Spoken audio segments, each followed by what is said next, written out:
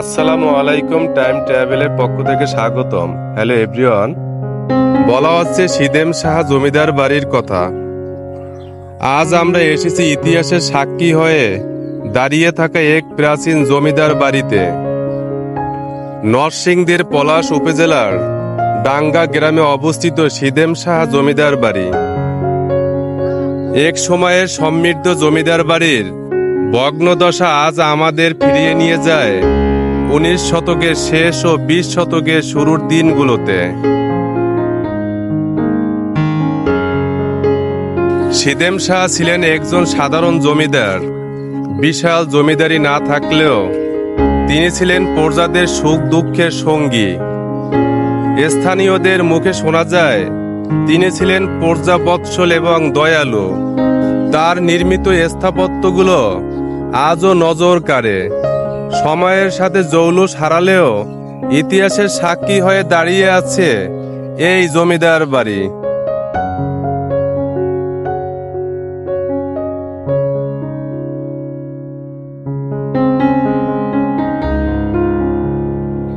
এই জমিদার বাড়ির স্থাপত্য শৈলী তৎকালীন বাংলার জমিদার বাড়ির ঐতিহ্য বহন করে।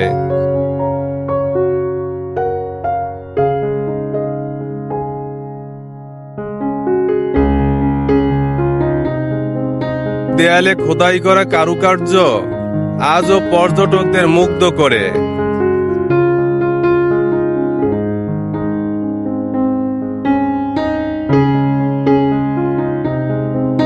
ছাদ ও বিমের স্থায়িত্ব প্রমাণ করে জমিদার কতটা যত্নশীল ছিলেন।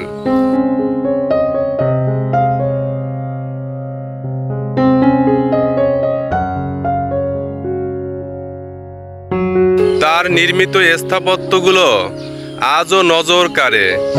সময়ের সাথে জৌলুস হারালেও ইতিহাসের সাক্ষী হয়ে দাঁড়িয়ে আছে এই জমিদার বাড়ি।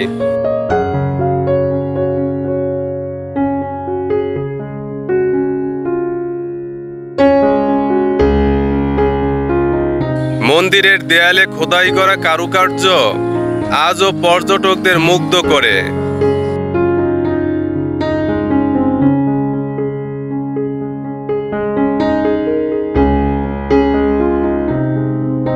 জমিদার সাহেবের বংশধরদেরও কোনো খোঁজ পাওয়া যায় না।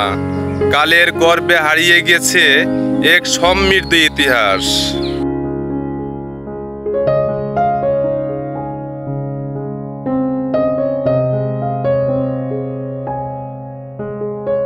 ভগ্নদশা সত্ত্বেও এই জমিদার বাড়ি আজও পর্যটকদের আকর্ষণ করে।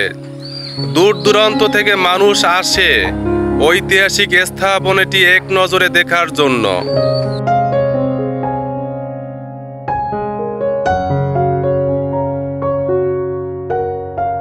মন্দিরের দেয়ালের কারুকাজ যেন জীবন্ত ইতিহাস। প্রতিটি খোদাই করা নকশা যেন অতীতের গল্প।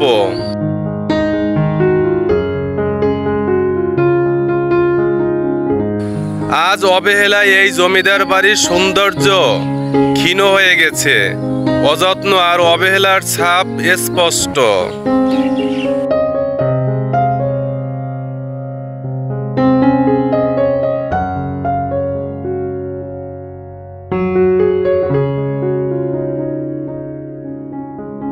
সিদেম শাহ জমিদারের বাড়ি শুধু একটি স্থাপনা নয়, এটি আমাদের ইতিহাসের জীবন্ত সাক্ষী।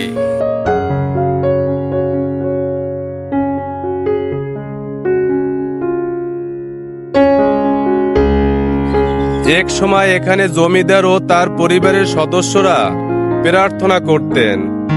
আজ সবই অতীত।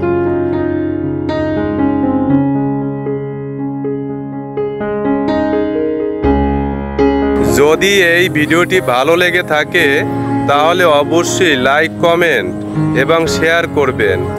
আর আমার চ্যানেলটি সাবস্ক্রাইব করতে ভুলবেন না। দেখা হবে পরবর্তী ভিডিওতে।